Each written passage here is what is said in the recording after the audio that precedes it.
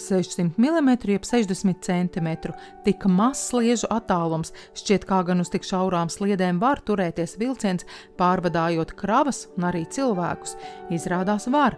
Latvijas teritorijā tā bija visšaurākā, jebkad eksistējušā dzelzceļa sistēma. Dabā vairs šādu sliežu ceļu neatrast, tāpēc var teikt, ka staciju ēkas to ir pārdzīvojušas. Šoreiz dosimies uz vienu no šādām reiz bijušām līnijām – Ventspils–Dundaga. Piestāsim vairākās stacijās un redzēsim, kā tām klājas šodien.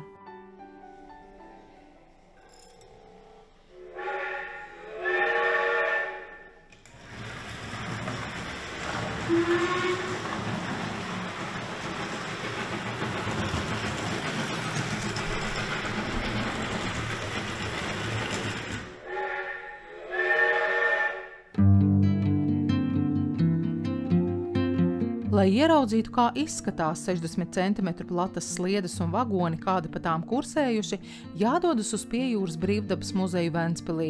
Te arī sākas mūsu stāsts par visšaurāko reiz Latvijas teritorijā eksistējušu dzelzceļa sistēmu. Līdz Pirmajam pasaules karam tik šauras sliedes Latvijā praktiski nebija. Kaut kur pie ostām tur bija kaut kāda akmeņa vešanas epopeja, un iespējams, ka bija arī tur visdrīzākais tiešām bija 600 mm dzelzceļa, bet tas bija tīri saimnieciskām vajadzībām. Atnāca šeit saimniekot Vācijas armija, okupēja vienu lielu daļu Latvijas teritorijas un saskārās ar lielu problēmu. Nav pa kurieni pārvietot, teiksim, smago tehniku, nosacīts smaga, bet lielgabals smags, kā iestājas rudenis lietavas vai pavasara šļūdonis atkusnis, tā viss tas grims lejā. Jo zemes ceļa Latvijā un daudzās vietās Sēlijā un arī Ziemeļu kurzemēm faktiski nebija. Tad vienīgā alternatīva ir uzbūvēt ātri dzelzceļu. Pieeja bija absolūti standartizēta. Rūpnīca, pamatā tā ir Krupp rūpnīca, slavenais vācu koncerns, tika jau samontēti, pirms tam, protams, izštancēti gulšņi, izvēlētas sliedes, un tas viss saskrūvēts kopā un izveidot 5 metru gari posmi, svēra aptuveni 200 kg. Tas pats arī attiecās uz pārmijām, un to visu tā kā bērni konstruktori. Tur ātri tās sliedītes saliek kopā.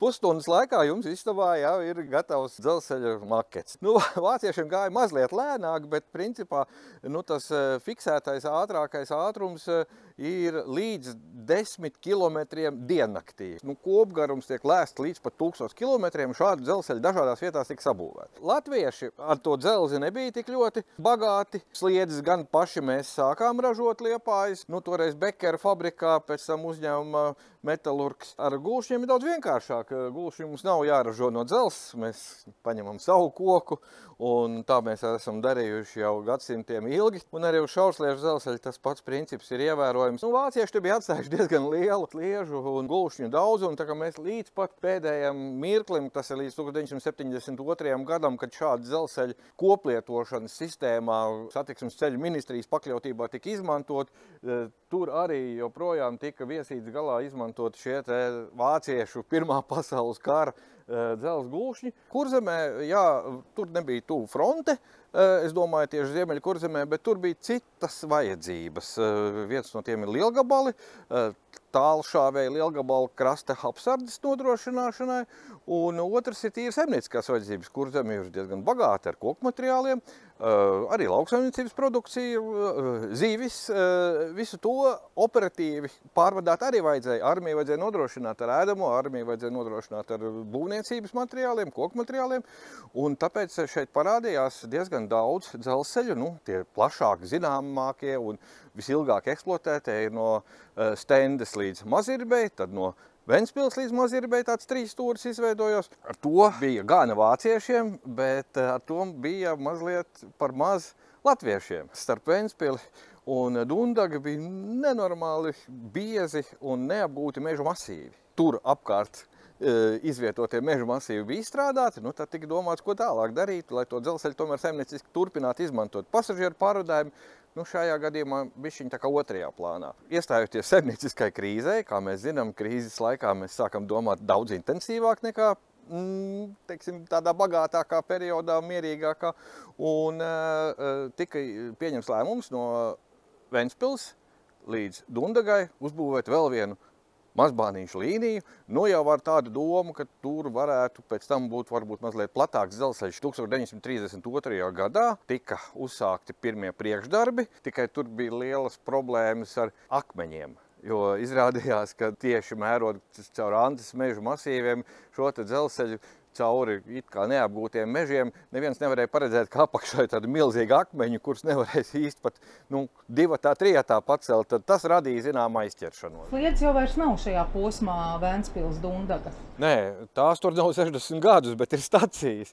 Un tas, manuprāt, ir ļoti simboliski un arī neparasti, kad joprojām kartē skatoties, piemēram, jūs redzat Lonastes staciju. Vārds dzelzceļš tur, protams, vairs nav ietverts nosaukumā, bet arī Virpes stacija, kurā gadījumā kartē mēs redzam, ka tās ir stacijas joprojām. Tad stacijas ir pārdzīvojuši dzelzceļu. Krietni. Pope ir kaut kur vidēji dienā 15 pasažieri iekāp. Neskatoties to, ka atrodas diezgan tālu no ciema centra, pasažieru skaits bija priekš mazbānīšu mērogiem ļoti iespaidīgs.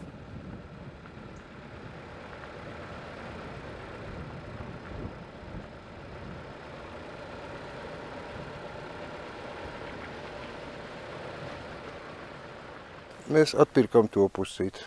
Tad mēs atkal sākam no jauna taisīt. Un tad pēc tam šitā kundzīte aizgāja, un tad mēs arī šito pusi nopirkam. Man tur ir bildīts, var salīdzināt. Es varu apmēram parādīt, kur mēs stāvam pašlaik. Šeit. Kur tas cilvēciņš. Jā. Tiek izzāģēts mežs, tolete ir, pastēka ir. Viņi tur aiz tās ābeles ir bijusi. Un tagad ir bet stacija vēl nav. Tikai tiek izzāģēts laukums, sliedes ir, tolete, pastēka ir, bet stacija nav. Stacijai te kaut kur jābūt. Nu, te. Nu, reku ir. Reku tas lievens. Lieventā, reku ir. Šitien tā ir tā tolete. Es nemaz nezināju, pēc kādu 5 gadiem tikai atrādu. Viņi bija bāgi augus krūmos, un es ar traktoru iegāzos tur iekšā, es tur līdzināju. Un tie pamati jau bija, kapitāla pamati, un tad tas dziļums ir kaut kur tā. Un, ko te es viņus jaukšu nost un uzcēlu, tur pēc tam apskatīsimies. Varētu būt, ka uz atklāšanu tas ir. Jā, jo izrotāts viss ļoti skaisti ir. Un šie, kas te dzīvoja, cilvēki? Tas ir, es domāju, personāls, tur var tas priekšniekam kundze vai kas. Priekšniekam pašam ar maliņu vēl redzam. Jā. Reku tas vagoniņš, kad vēl nebija stacija. Pat divas sliedes. Jā, man šķiet, ka varētu būt, ka trešās arbīte ir tā krautu. Tas ir 56. gads. Tur malku pasažiernieks arī laikam, jā. Tā, vēlāk mēs aiziesim pie šitā koka. Šitien to koku stādīja Latvijas virsmežzins, kad stacija atklāja. Reku ir tas kociņš, ko viņš stādīja iekšā. Cik liels, un cik mēs varam apķert pa diviem? Pa diviem? Kur tu esi? Apmēram arī. Jā, tad mēs varam šitā parādīt, kā izskatās. Jā, šitāds ir tagad, jā. Reku viņi ir. Tepat ir atjaunot ar Eiropas naudu. Skatos. Butaforija. Nē, tas uzraksts ir īsts, bet tas man no bijuša darba, un tā viņš mētājās tur šefam uz palodzi. Un ko viņš tur mētējas uz palodzi? Patiesībā tur nav Eiropas naudas. Nē, tā ir mana nauda. Nekas jau tur īpaši ne. Redziet, pamati bija. Te bija tā iejauts, ka es nezināju ilgas gadus, ka tur tie pamati ir. Ko te es viņus jaukšu nost, tādu kapitāla pamati? Uztaisīja grīdu. Virsū, mazums, kas kāds neiekrīt. Kas te man traucē būdiņi?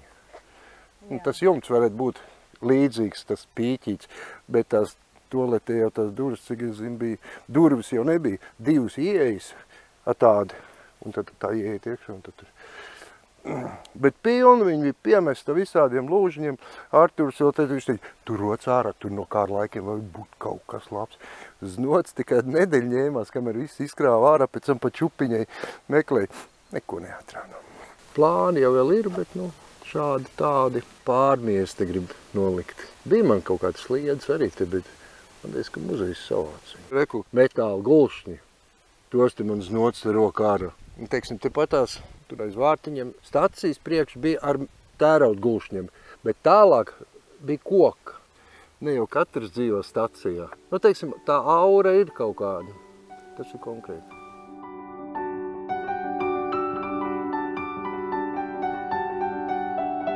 Trešā klase ir visizplatītākā. Nu, var teikt, ka 90% aptuveni dzelzceļa vagoni, pasažieru parka vagoni bija trešās klases vagoni.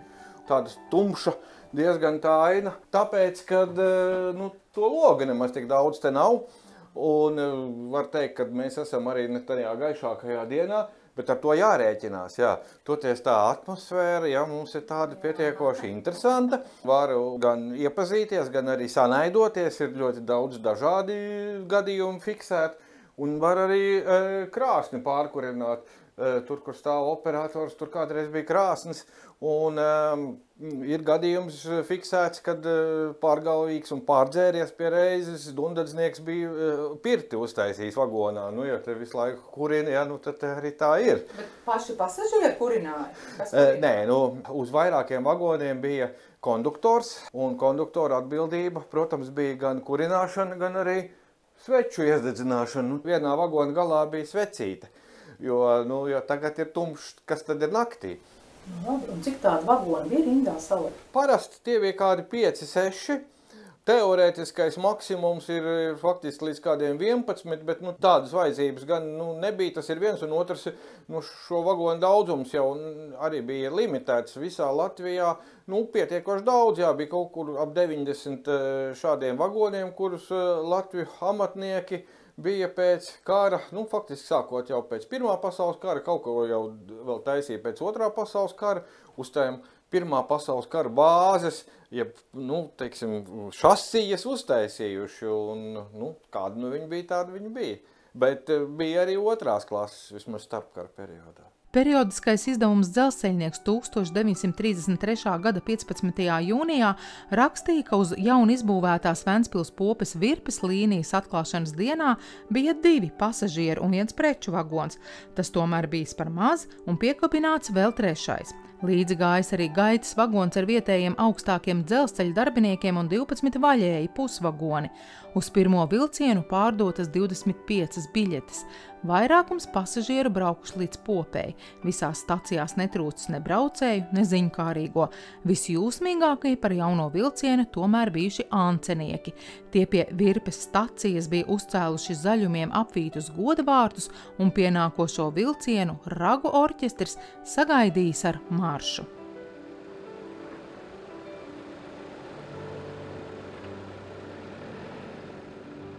Mēs gan bijušajā Virpes stacijas ēkā nevienu nesatiekam, bet redzam, apdzīvots te ir, un arī ēkā vēl saglabājušies dažādi elementi no tās sākuma gadiem. Bānīšu ceļš te ir gājis. Jā. Nu, tur ir, protams, kaut kas jau ir norakts, jā, jo bānītim bijis visdrīzākais uzbērums vienā līmenī, jā. Nu, protams, šauru bānīšu uzbērumu ceļu neuztaisīs, tāpēc ceļš ir, teiksim, nosacīti paplatināts, nojaucot tos uzbērumus, bet principā trase ir šī līdz pat Lonastei. Tikai vienā vietā pārtrauks. Savādāk mēs varētu aizbraukt.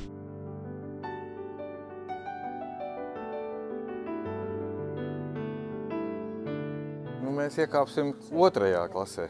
Jā, nu nav. Vagonis jau ir tāds pats, tikai ir mazliet gaišāks un arī jumta gaisma ir iebūvēta. Tas tā kā nu, ļoti smalkiem vagoniem. Vēl pirms Pirmā pasaules kara šāds te izgudrojums jau faktiski 19. gadsimtā tika ieviest atsevišķiem vagoniem, luksus klases vagoniem, jo darba ļauži jau var braukt arī vienkāršos vagonos, pat bez logiem neteiksim, bet ar maziņiem lodziņiem.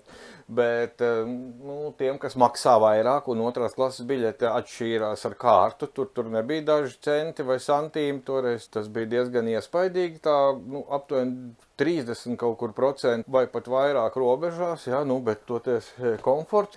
Mazbānītis ir laba alternatīva, kur to vēstuli iemest tieši vagonā, un jau ceļa laikā atbildīgais, un tie darbinieki nebija dzelzceļnieki, bet tieši pasta darbinieki, sašķiro un jau gala stacijā jau novirza tālāk, uz kuru pusi vajag. Tā kā pasta vagonis tas bija, iedomājieties, tas faktiski nes vēstis, ja, tas tā kā mums sociālajie tīkli šobrīd, tāpēc arī mazbānīti katrā stacijā, nu ne tikai tie, kas gaidīja vēstules, bet principā tas bija lielākais dienas notikums sagaidīt, gan drīz visi ciemi iedzīvotāji.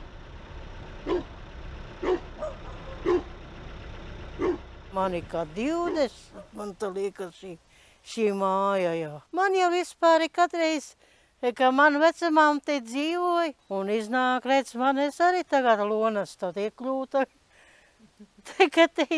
Kā Dievs teica, ka es arī lonas, mamām kādreiz jau ganīja govs, tajā nebija tāds appaus, nebija.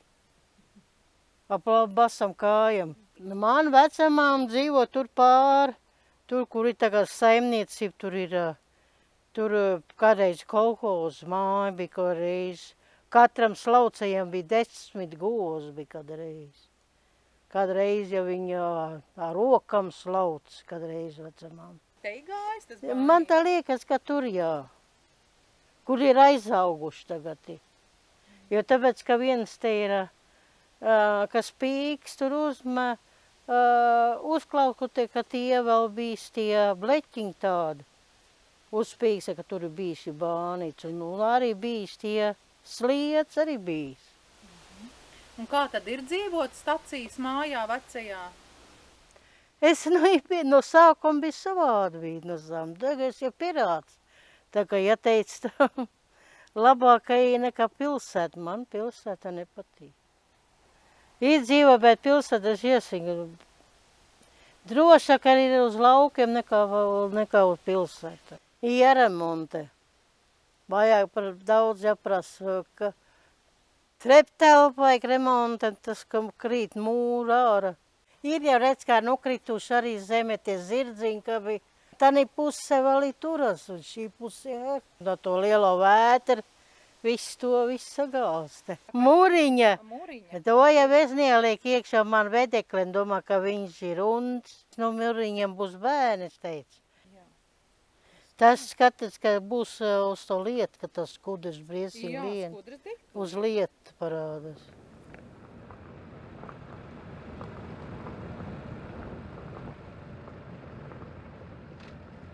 Šeit ir redzama šī ēka. Un ir tas labi, ka it kā vēl tagad tā nav nokrāsota tā fasāde. Te var redzēt, kāda viņa izskatījās. Arī es atceros pirms 50 gadiem, kad šeit Dundga ierados. Sākumā atremontē uzlika, teiksim, jumtu, un tagad ir atlicis arī pareizi nokrāsot fasādi. Ja? Te bija perons, te viss tās lietas, un tad viņš nāca, pagriezās tā, un šitādā veidā viņš devās uz Ventspili, un tad otrā pusē sadalījies un devās uz Mazirbi. Tā ir tas punkts Garlaukos, tās vieta, kur tas notika. Un šī ēka, paldies Dievam, ka ir tomēr saglabāta, pie tam atrast ļoti labs pielietojums, kas nevar būt labāks kā sociālais dienas. Tā arī mēs viņu nosaucam Mazbāniša iela. Tā tas ir noticis. Pirms 50 gadiem es atnācu šeit 1973. gadā kā fizikas matemātikas skolotājs. No tiem laikiem man ir interesējis viss, kas te notiek. Un tā kā es arī te biju 20 gadus pagastvecis un pirmo agrāro reformu sagaidīju šeit un realizējam un viss privatizācijas un vispārējie procesi notika, tā kā es tos ļaudis ļoti labi zinu, un viņi mani arī labi zinu, un tā es esmu vienmēr vācis visu, ko vienmēr. Šobrīd mēs atrodamies Dundagas Mazbānīšu stacijas uzgaidāmā zālē. Jā, uzgaidām zālē. Parasti dzīvoja arī stacijas priekšnieki dzīvo šeit, un vēl kāda ģimene dzīvo šeit uz vietas arī, kas apkalpoja šo te stacijas ēku. Bet 1963. gadā vajadzība pēc Mazbāniša jau nebija vairs, tika likvidēts, bet šis likvidācijas process notika līdz 68. gadam. Bet palika šeit tās augtā stacijas bufete, un to nolikvidēja tikai 1988. gadā. Visādi tie stāsti ir tik brīnumaini, jo, piemēram, stāsts viena iet Mazbānīts, viena sieviete braši soļo, un tie pārēji, ko tu Nāc kā piekšā, teiksim, tajā bānītī. Viņa atbild, es negribu nokavēt darbu, vai ne, teiksim, tas liecina, cik lēni gāja tas Mazbānīts, un ka viņa aizšāvas kā būtu, lai nenokāvētu savu darbu. Stacijas bufete nevienam vien palikusi atmiņā. Kāds atceras, ka te bijusi vienīgā vieta apkaimē, kur pārdoti vai padomi gados ierastā leksikā runājot, izmesti apelsīni. Arī Gunāram savas atmiņas. Mēs bija 2 jaunie skolotāji. Te bija izcēlās skandāls, ka te vajadzēja izbūvēt ceļu. Cilvēki tā bieži vien uzceļ māju, un tos ceļus neiekārto, cilvēks paši iestaigā. Nu, šāds te ceļiņš jau bija iestaigāts, un tad, kad viņi sākās tikko pagājušajā gadā, vai bija tāds vai nebija ceļš, es ar aizsietām acīm varētu atnākt no skolas, kā skolotāji mēs 2, kā stundas beidzās, 2 skolotāji šeit uz stacijas bufeti, un, kā saka, ne pa jokam tas alus, un tas tā iesit pa galvu, un te ir stacijas dārs, un tam gājas gaisā guļ un pamostās un bailes, vai ka tik bērni nav redzējuši, kas ir 2 skolotāji. Tā kā te ir piedzīvojumi. Es 88. gadā likvidēju to bufeti, tad te bija dzīvokļi, vairāk ļoti daudz pietiekoši dzīvokļi, un tad te 97. gadā Dundaga likvidēja daļradi. Un te ievācās tieši šeit, šajā zālē, te bija tā saukta audēji. Un vēl Skaidrīte Ozoliņa, kurai meitiņa Anže lasa ziņas, Kristīna Anže, zina 3. programma. Viņa te ar saviem audējiem visiem te darbojas.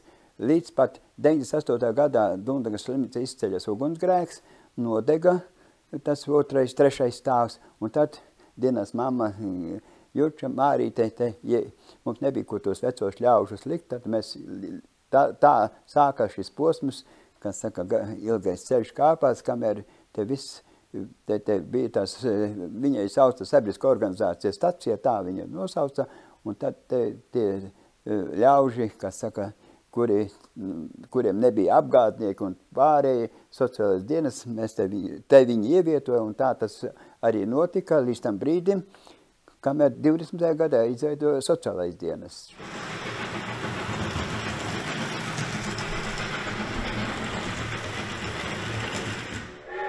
Tas pirmais nopietnais signāls, ka šādi šausliežu dzelzceļi turpmāk vairs nebūs vajadzīgi, nu, tas atskanēja 1950. 60. gadu mijā, jo jau atsevišķās vietās tie tika aizslēgti, ja pārtraukti tur vilcienu kustību.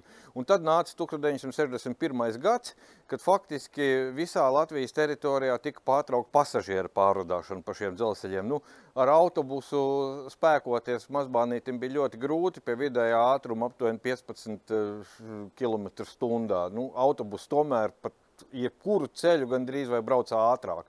Nu, un tā fleksibilitāte, Mazbānītis nevar iebraukt kādā apdzīvotā konkrētā vietā, apmest riņķi un braukt atpakaļ, ja, tur, kur tās stacijas ir, kur faktiski vācieši Pirmā pasaules kara laikā viņas izveidoja, tur viņas arī palika. Konkrēti runājot par Ventspils Dundagas dzelzceļu, tas pirmais bija jau 1961. gadā, kad Ventspilī uzbūvēja pieostas rūpnīcu, un tad Mazbānītis izrādījās traucēklis jaunajai dzelzceļa infrastruktūrai, placliežu dzelzceļa infrastruktūrai, bet 1963. gadā visa tā kustība pa visu dzelzceļu līdz Dundagai no Popes tika slēgta.